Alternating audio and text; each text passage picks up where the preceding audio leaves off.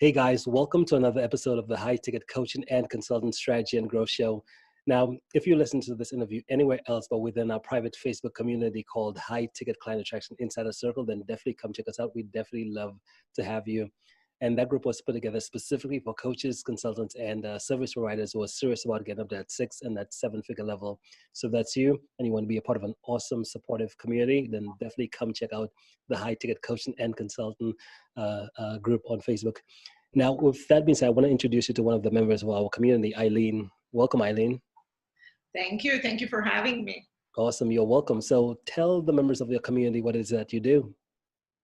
So I work with young kids and their parents. So I'm a parenting coach. I'm also an educator for very young kids from 0 to 6 years old.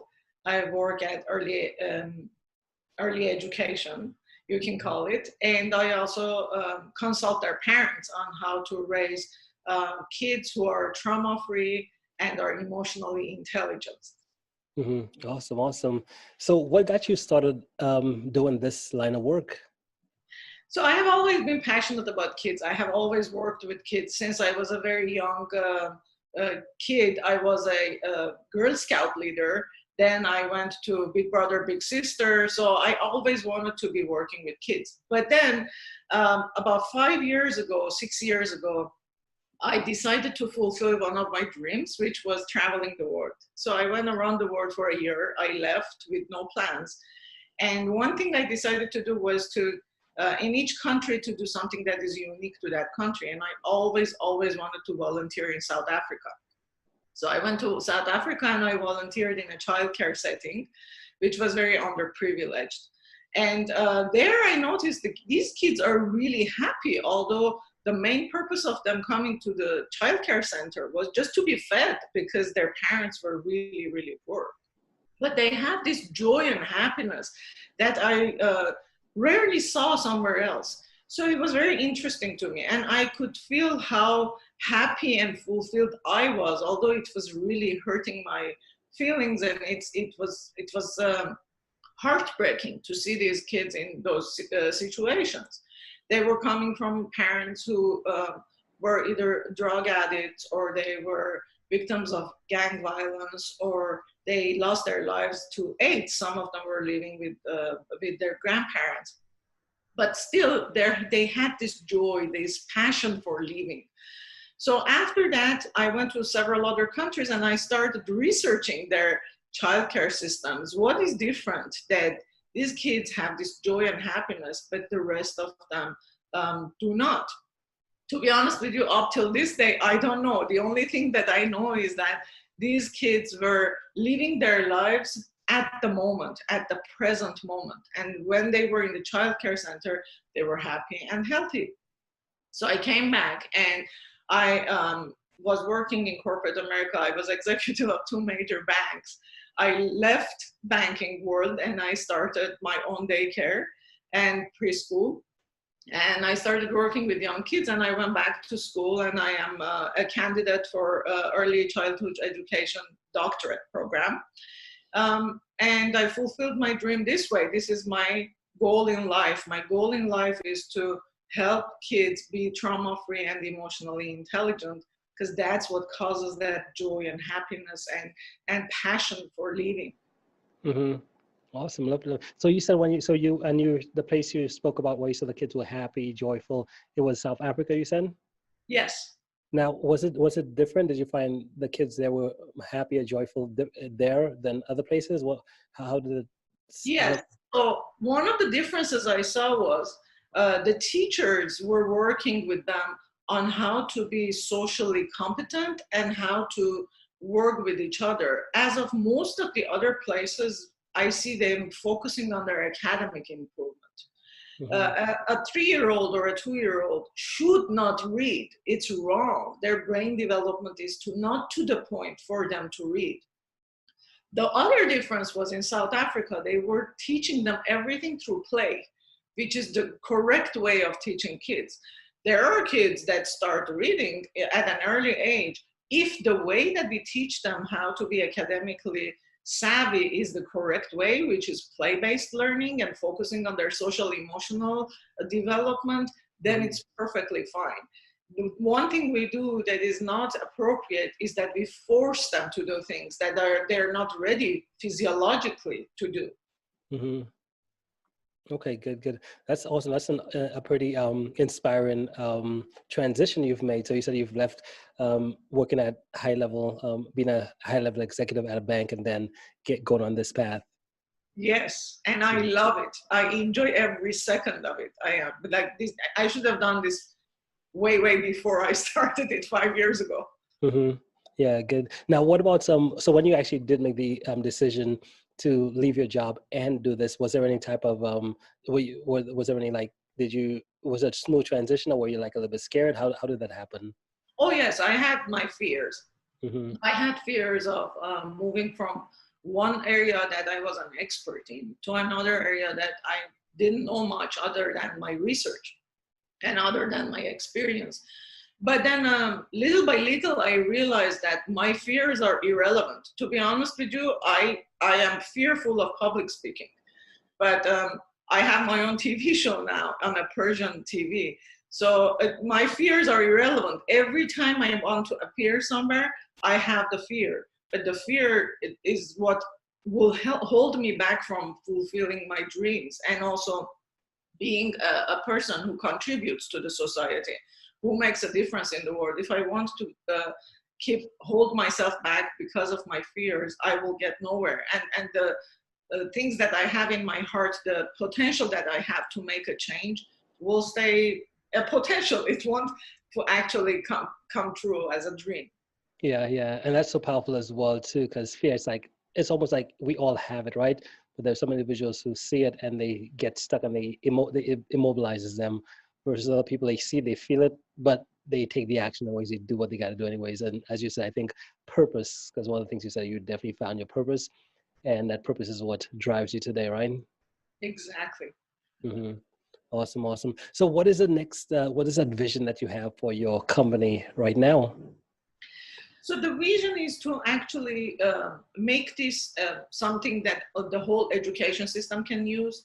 So what I do with the children right now and with parents when I coach them is that I teach them how to teach their children how to be emotionally intelligent. What does that mean? It means being aware of their emotions, being aware of what the action is that they take based on the emotion, and what is the impact of their action on themselves and on the others, and how to change that emotion.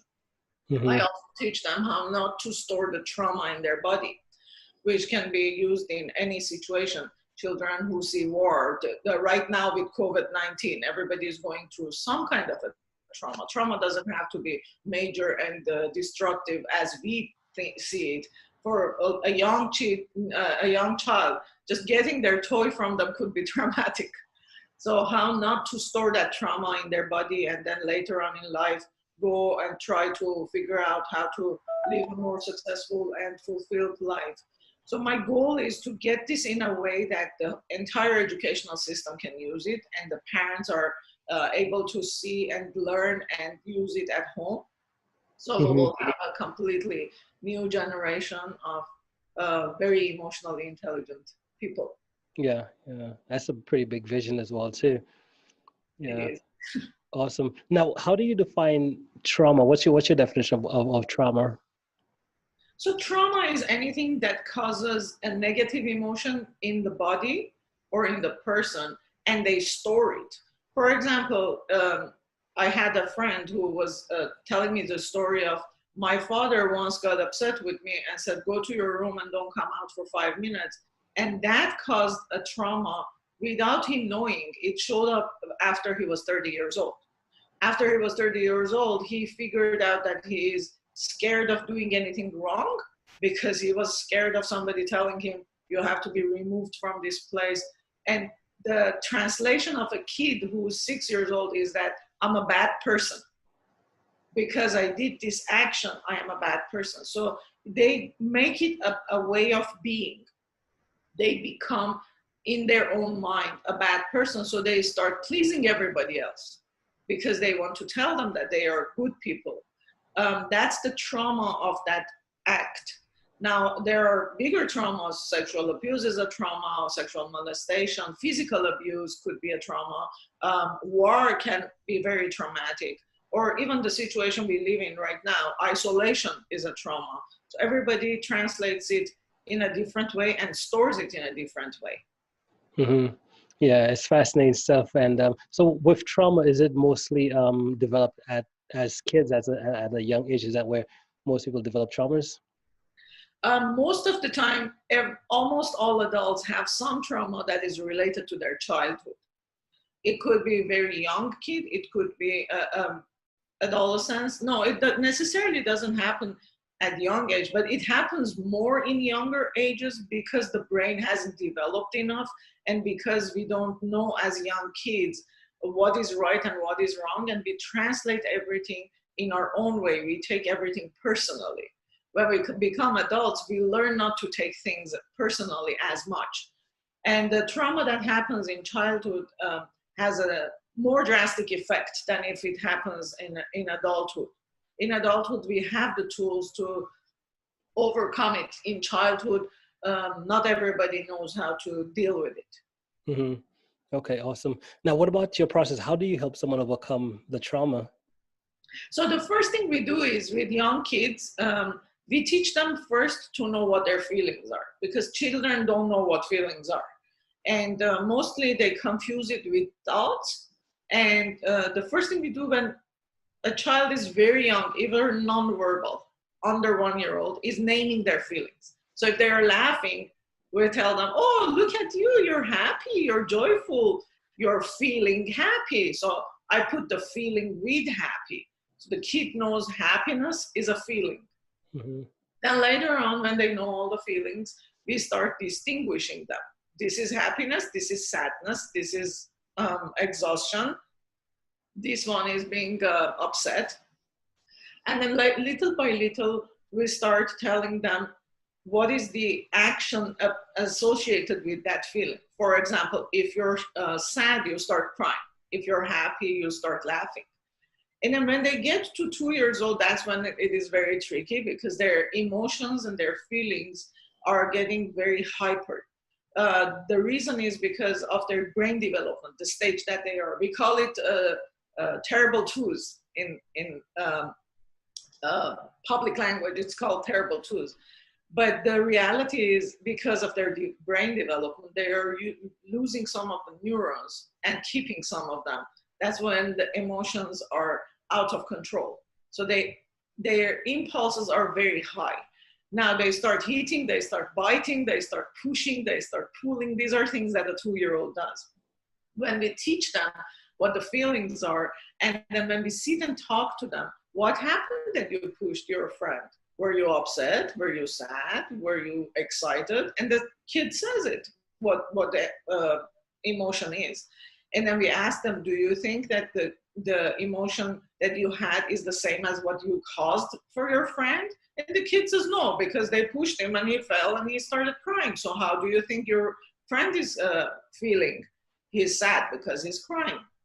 Okay, now what can we do to change the action that you had because you were upset? Mm-hmm. Let's go and punch the beanbags. Let's go and run around the room. We give them choices. If they are older, they can make the choice. But if they are very young, they don't know how to make a choice, the adult can give them a few choices. And then the next time they're upset, instead of hitting their friend, they start running. They actually come and ask me, can I go and run in the backyard? I know they're upset, so I let them go and run in the backyard. And they come in. So we teach them what is the feeling, how to distinguish them, what is the action that came as a result of that feeling, what was the impact of their action, and how to alter the impact of their action. Mm-hmm. Great stuff, great stuff. And how do you work with your clients? So for the parenting coaching, they have a couple of ways. I can do it online, or I can go to their homes if they are living in the area, or they can come to me. For the children, in my preschool or daycare, and I also do private lessons in the afternoons or in the weekends with the kids. Mm-hmm. Okay, so it's all now based. Did COVID-19 with the business and how you're doing right now, did it affect business at all? Did you have to shift online? How did that look? Yeah, so in the beginning, I didn't close because I have a few students that their parents are doctors and they needed to be at work, and this was the only way they could be cared for. So we took all the measures that is necessary to keep the place clean, to keep it virus free. We kept it open. There was a time that I only had 2 or 3 of them coming. Right now, almost everybody is back. But at the time when there were only 2 or 3, I was doing online. So we would do Zoom with every other student, and then they would join the Zoom. The 2 or 3 that were here with me, they would join the Zoom with me online. And then when the situation got back to normal, now they're coming back. And I resumed going to people's houses for parenting coaching also. Mm-hmm. They feel comfortable, of course. Yeah, good. Now, what about the ages of the children that you work with? 0 to 6. 0 to 6? Yes. Cool stuff. Awesome. And Eileen, if someone wanted to get in touch with you, what's the best way for them to connect? They can connect on social media. They can also call me. My phone number is 818-621-8532, or text me. They can email me. They can email me at eileen.manoukian@gmail.com, or they can email info@gemeducare.com, which is my business. Mm-hmm. Or they can also go on the website. It's www.gemeducare.com. Mm-hmm. Awesome. And this message, who's it ideal for? Who's that type of person you want to reach out? Actually, it's ideal for anybody. It's ideal for grandparents, parents, whoever is taking care of a child or interested in the children, the teachers, the educators, anybody who's interested or on working with children or has a child around. It's good to know, even if you have a niece or nephew, you don't have children yourself. It's very good to know how to deal with kids, how to talk to them. Talking to them is very, very important. For example, you should not use the language of instilling fear. Don't tell them you're gonna fall. Tell them be careful not to fall. A simple tweaking of the word will make a big difference in their self-confidence. Mm-hmm. Okay, awesome. Well, Eileen, hey, thank you so much for making the time to be here today. Really appreciate it. Do you have any final thoughts before we end? No, thank you very much for giving me the platform to talk to everybody who's listening, and I hope I can help some more people. Awesome. Love it. Well, hey, enjoy. We'll talk soon.